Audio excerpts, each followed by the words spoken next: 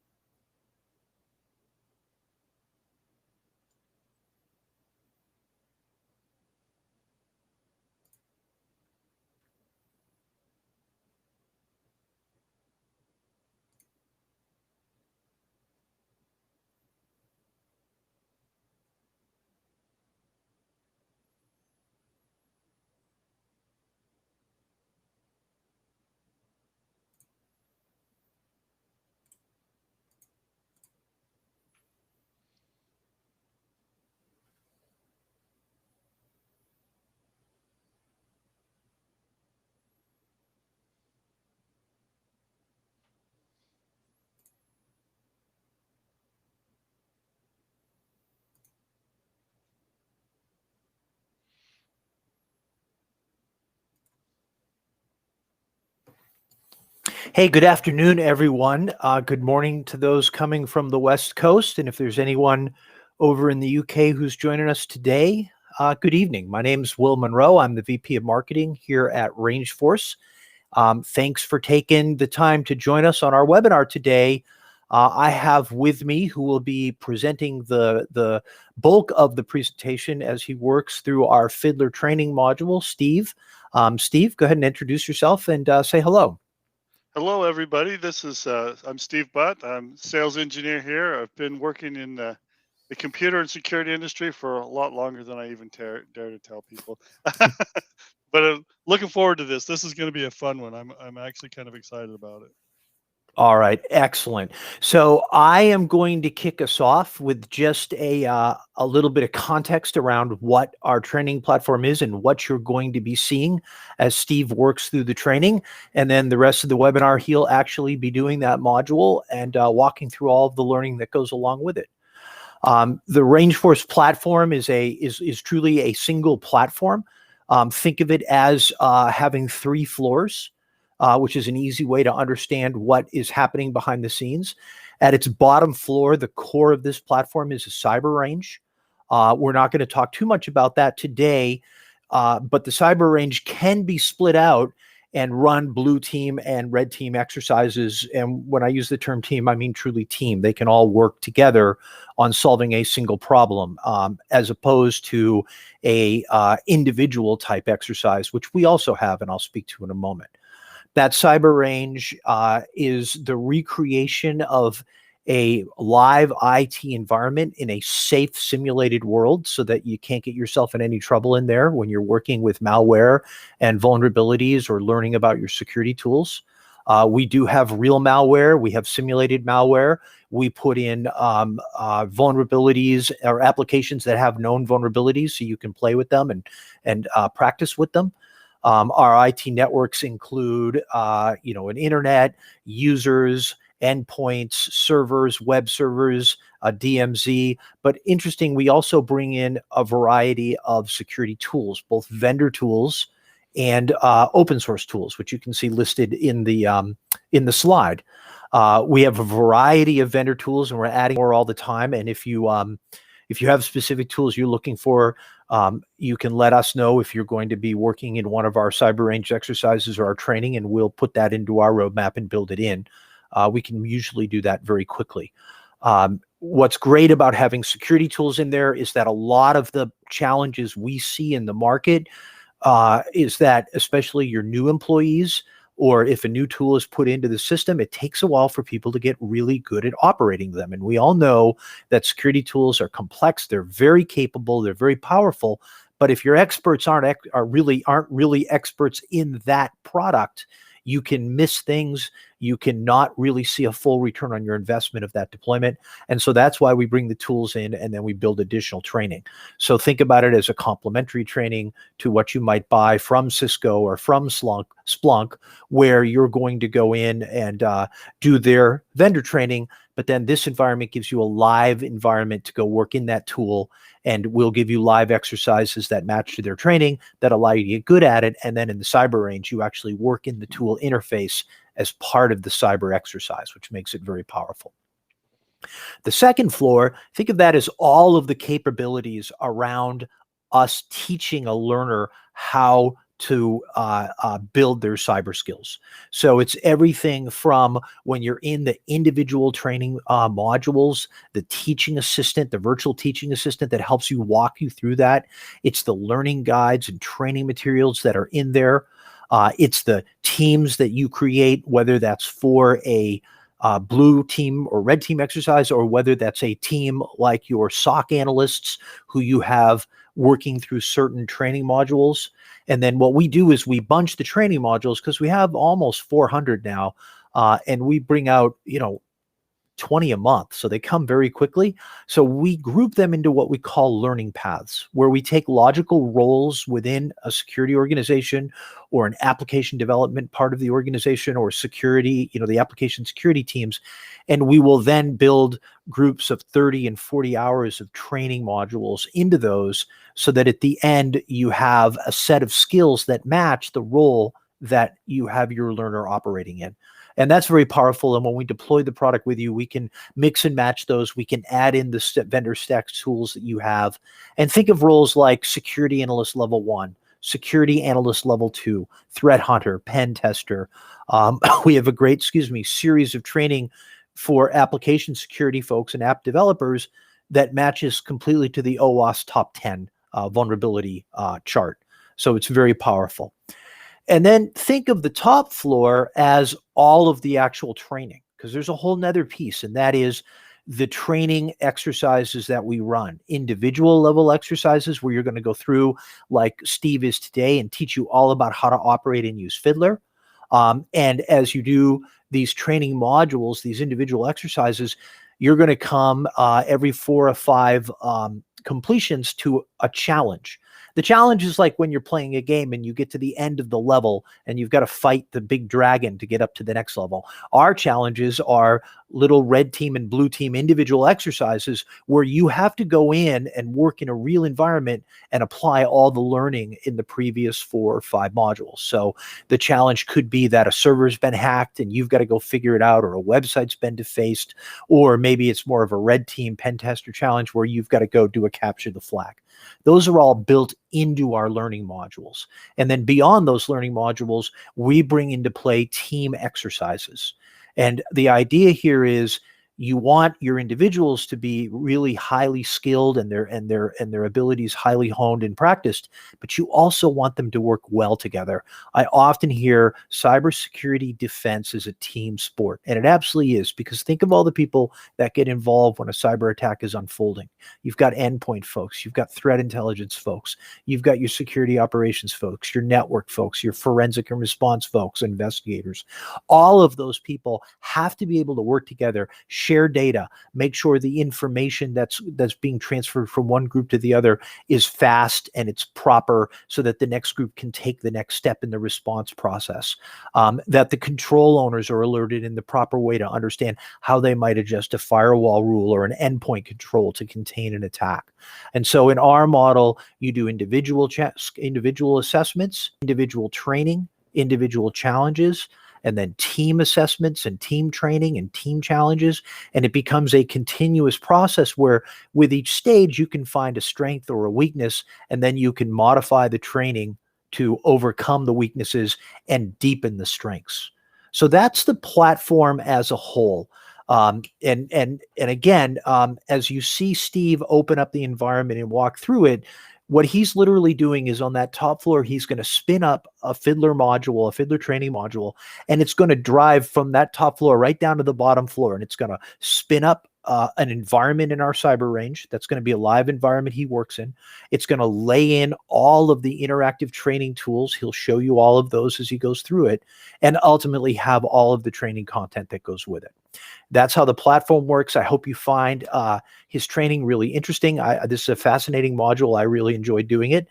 And so with that, Steve, I'm going to have you take control and go into your environment and walk everyone through the training. All right, thanks so much. We'll jump right in and get after it. Okay, so we're in.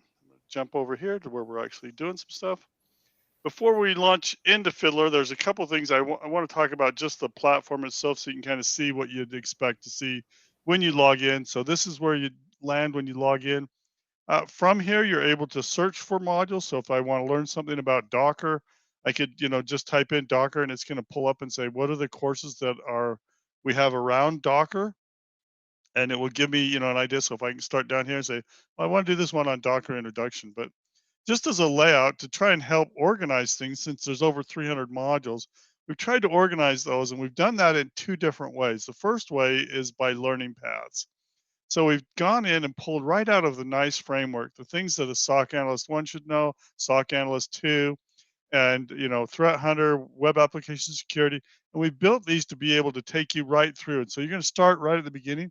The idea being, we want to start with a good foundation always, and lay those down, get you a good solid foundation, and then we're going to build on that knowledge brick by brick until you have a big tall wall of knowledge. So for instance, in a SOC analyst 1, the things I'm going to learn, this is my first week. Introduction to the SOC. Teach me a little bit about how most SOCs run. Give me an idea. Linux syslogs, Windows event logs.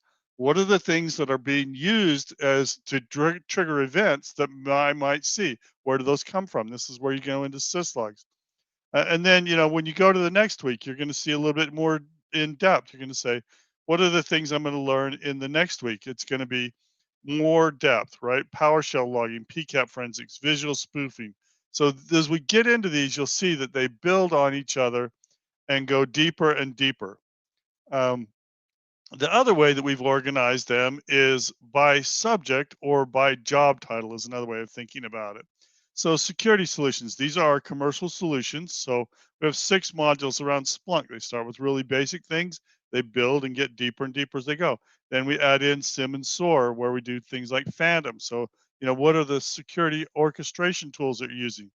Threat intelligence, endpoint security. And then we go down into what I call job titles, or you know, that area. So if I work in the SOC, here's the modules that would apply to me. The little dots here indicated that I have 3 pages of courses around SOC operations.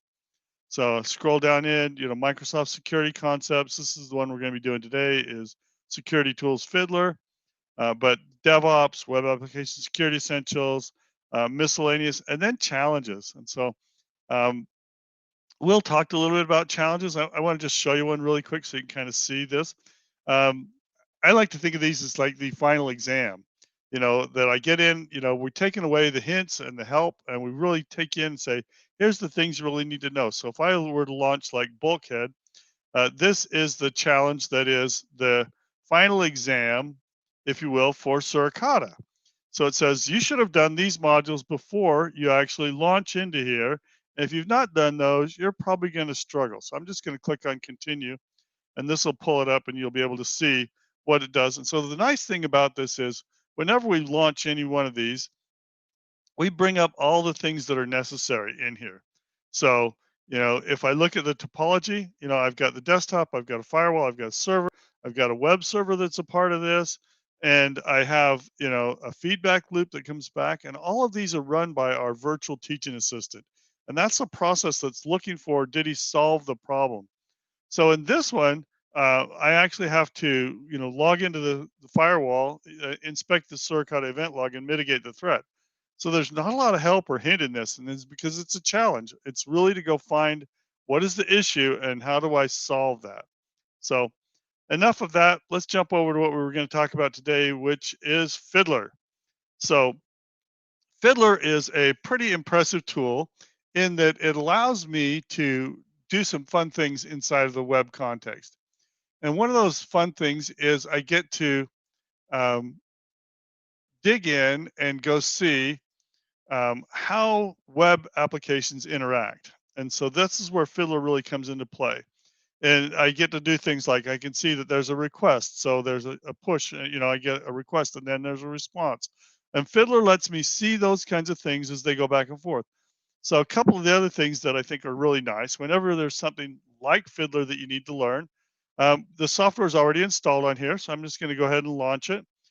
This is a little overview of the things that we're going to be able to do. So here's the story. I've been giving pen testing access to a new stocks trading site, stocks.lab.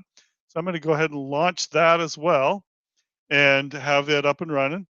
And I'm going to use Fiddler to analyze the traffic at a web request level, not at a PCAP level or a Wireshark level.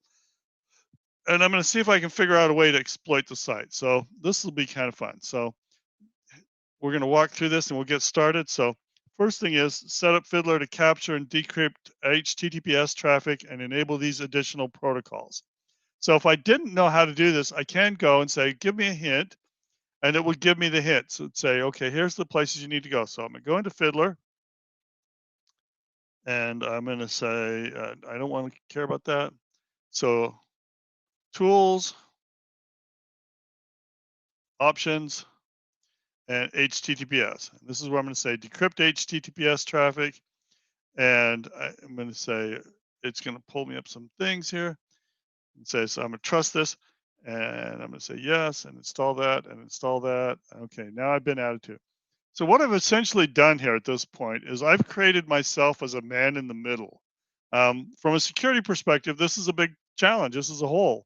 And it's something that should be done. That's why this is a debugging tool and allows you to look and see what things going on. But it's also from a security perspective, something that you should be aware of is that somebody could create a man in the middle. The other thing it asks us to do is to edit this and to add in the other forms of TLS. So TLS 1.1, semicolon, and TLS 1.2. And the critical thing here is don't add any spaces. I struggled with that the first time. I couldn't get this to take because I was putting a space in between TLS and it wouldn't work. Okay, so that's up and going. We're in. I'm going to go back to the virtual teaching assistant right here. And it says set up HTTPS. It looks like it's done. It can be found there. We've done the two things that it needs. The next objective is to set up a filter for stocks.lab and to clear the session list. Okay, so we'll go back to Fiddler and we're going to go here to filters and we're going to say use filters. And here we're going to say show only the following host, and that is stocks.lab.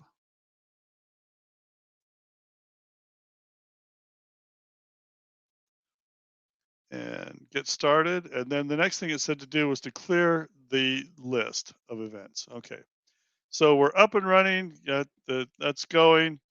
And I'm going to go back to the virtual teaching assistant and say I did stocks.lab. I cleared the session list. Next objective. So the next objective is to actually start digging in. And this is where we kind of get to do some learning. We're going to log into the stocks.lab website. I've already got it up and running. We're going to look at the things here. We're going to go through and actually look at some forms and see some of the things that we can learn and the things that are going on. So I'm going to copy that email address. I'm going to go over here to stocks.lab and paste that. And let me come back here and get the password. Copy that, paste that in, and log in. Okay, so I'm logged into stocks.lab. And I can see that, it looks like I've got $100 balance. Here's some stocks, that I'm watching. Looks like there's several that, are interesting. They're doing some kind of fun things. So probably going to want to buy some of these or sell some of these to do some testing. We'll get into that part. We're going to pop back over here to the virtual teaching assistant. We're in, it says it wants us to look at the JSON view of stocks.json request in Fiddler.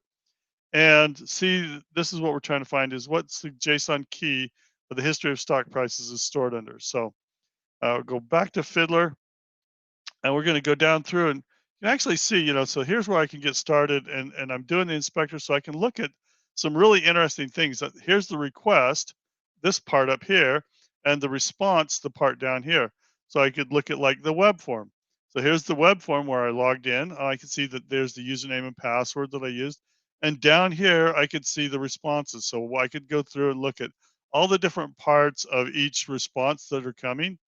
And I could see, what was the request, what was the response, and what did it look like? So this is the actual raw text or raw hex view, raw.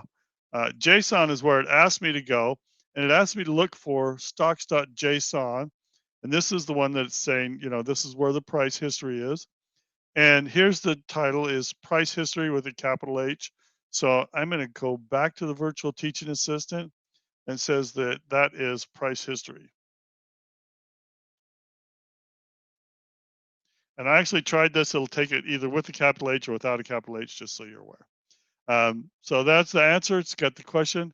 So it gave me a little bit of information, and there's a lot more we could spend on time in here and actually getting to kind of see how this works and going into there. So we'll get into that a little bit, but you get to see that part of it and see it going. So okay, I want to go back to here and and look through a couple of these. So here's this, so you can see that the requests are coming through. There's no web forms in here, but there's headers, but there is some text. So as this is going on, this website is doing refreshes on the stock prices every so often. And so you'll see those and you could look at those each as you go along. Go back to the virtual teaching assistant and click over to the next objective. And so this is the final objective in this one. This was make it rain. And so now we're ready to start playing around with the website. So we're going to go to rules, automatic breakpoints on the menu bar and click before request. So what that will do is when I submit a request, it will stop, Fiddler will stop it and allow me to edit it before I send it out. And then I can go in and actually modify that and do some things and see what's going on. So my goal is to figure out how to get $1 million on the website by modifying my request. So I could ask for a hint here if I want. So it says the hint says that the vulnerability exists in the buy and sell requests.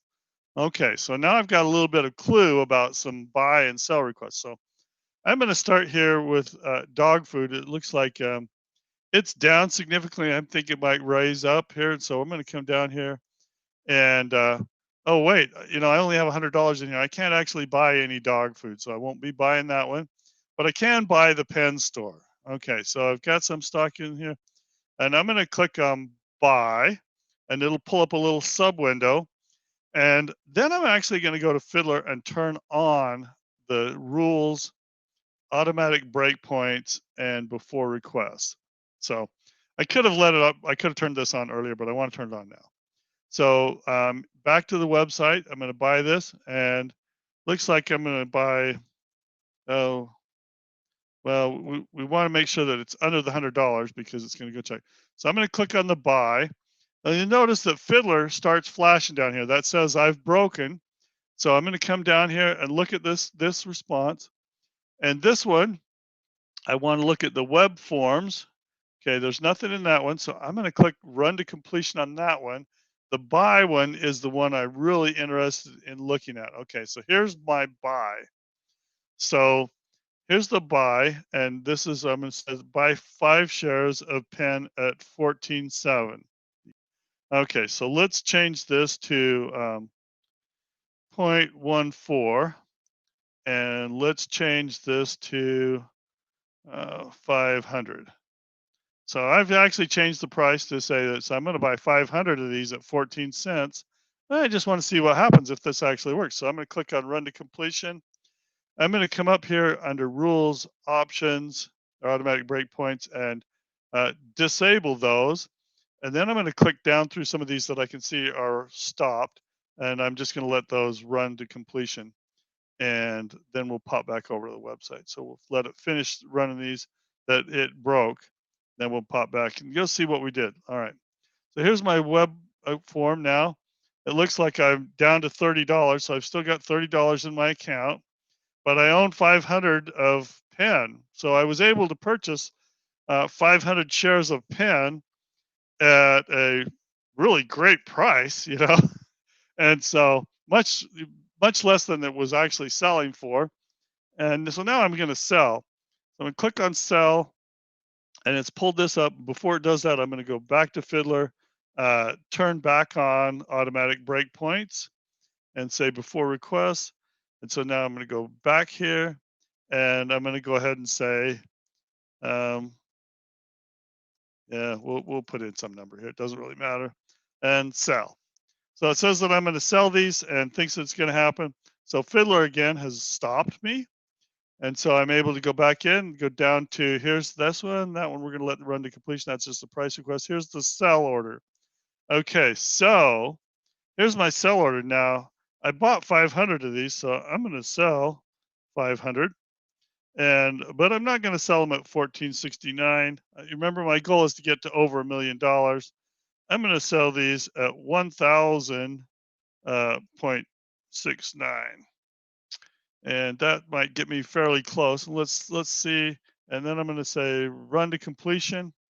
I'm going to turn back off automatic breakpoints, disable that, and we'll go through and complete a couple of these others that are running. Let those finish, and because those are commands or ones that I don't really care about because they're not the ones I care. All right, then let's go back to the stock site, see what we've got here. And did my cell work? I don't think my cell. Maybe I didn't sell any. Okay.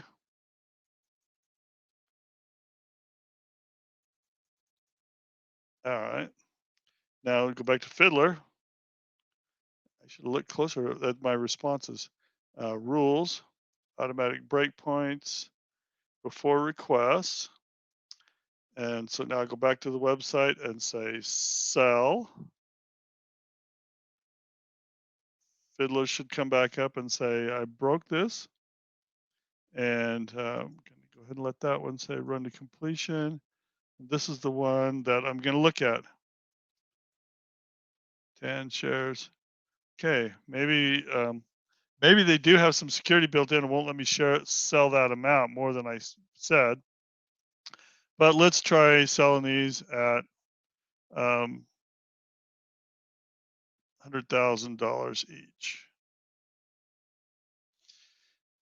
And see if that works. Okay, run to completion. My next one should have been if I look at the web forms, I should have got a completion that says I was successful. Disable that. And we'll go back here. Do a refresh. Okay, looks like, oh, there we go. So did I make it to $1 million? Let's see, I've got $1,030,000 in my account. So I did. I was able to get that through. So I can see that there's a couple of vulnerabilities in this website by doing this. There's some things that need to seriously be changed. And the Fiddler has really allowed me to go in and see what those are and actually get some details about each one of those. And so I can actually go in and understand that there's some errors in here. Now, this is not a great way to earn $1 million, but it is a great way to learn how websites do things. So this would need to have some backside checking. So there would need to be some error checking on the web server that would go in and test these things. So before, an order like this was able to be submitted with a fraudulent price, there would have to be some backside checking to make sure that that price was the accurate price. But it is a good way to go in and actually break down and look at what are these different things and how do they come back in, and how do I understand the web request response that's going on. So let's go back to the virtual teaching assistant. I did make it rain. I was able to get it up to $1 million in my account. So this is where I can leave the response, and I can say, yes, I made it to $1 million.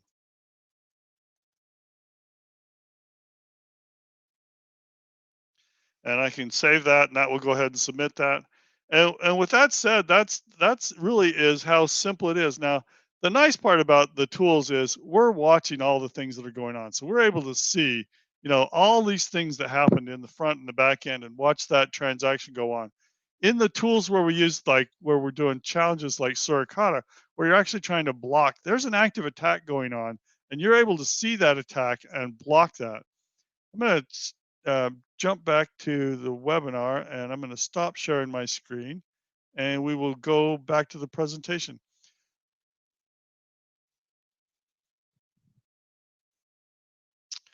Want to just say, first of all, thanks for everybody for coming and attending today. Really appreciate it. We love it. We would love to have you, also If you get a chance, sign up for our community edition. It's available at rangeforce.com/community, and it provides you with access for free of up to 20 modules. So if you really want to get in, get your feet wet, see what it's like to really do these, hands-on and kind of get that experience, that's a great way to go do that.